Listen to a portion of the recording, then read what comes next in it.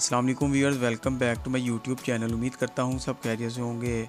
हमारे इस चैनल का मकसद आपको हेल्थ केयर बेस्ट देना है और मेडिसिन का इस्तेमाल अपने डॉक्टर के मशवरा से करें, क्योंकि हमारा काम है आपको मेडिसिन से रिलेटेड इन्फॉर्मेशन देना, इसके इफ़ेक्ट्स और साइड इफ़ेक्ट्स बताना। वीडियो को एंड तक लाजमी देखें, उम्मीद है इससे आपको फ़ायदा हासिल होगा। स्नेक्वा कैप्सूल के बारे में होने वाली है आपसे तफसील से बात, तो चलते हैं वीडियो की तरफ। ये कैप्सूल डॉक्टर के बताए हुए नुस्खा के साथ ही इस्तेमाल करें।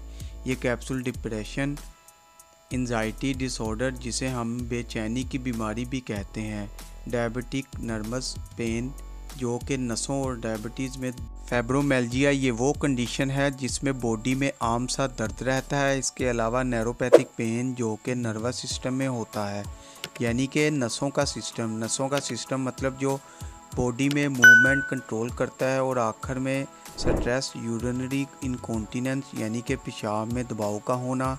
बहुत सारे लोगों को ये बीमारियां रहती हैं, पेशाब में दबाव बहुत सारे लोगों को रहता है। इस कैप्सूल को आप खाने के साथ भी इस्तेमाल कर सकते हैं। आपने ये मेडिसिन रोज़ाना एक मुकर्ररा वक्त में इस्तेमाल करनी है ताकि कंसिस्टेंसी ब्लड जारी रहे, ब्लड के अंदर एक फरवानी जारी रहे। अगर आपसे एक दिन डोज लेना मिस होगी हो तो फ़ौरन वक्त पर ले लें। इसको अब बात करते हैं इस कैप्सूल के साइड इफ़ेक्ट्स के बारे में। तो इस कैप्सूल के इस्तेमाल से नोज़िया, मतली का होना, सर दर्द और मुंह का बार बार खुश्क होना।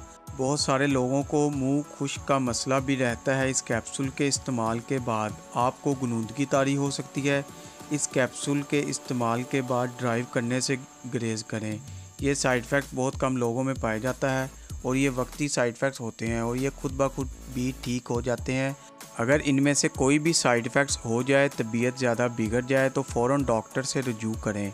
अगर आपको जिगर, दिल, गुर्दे का मसला है और पहले कभी एपिलेप्सी की बीमारी भी रह चुकी है तो अपने डॉक्टर को ये ज़रूर बताएं। अब बात करते हैं साइड इफ़ेक्ट्स को ख़त्म करने का तरीका के बारे में। अगर नोज़िया हो जाए इस कैप्सूल के इस्तेमाल से तो खाना कम और पीना ज़्यादा कर दें। और खाने की खुशबू अगर बीमार कर सकती है तो ताज़ा हवा ले लें। आपने केला खाना है, वो ब्लड में पोटाशियम रिप्लेस करेंगे।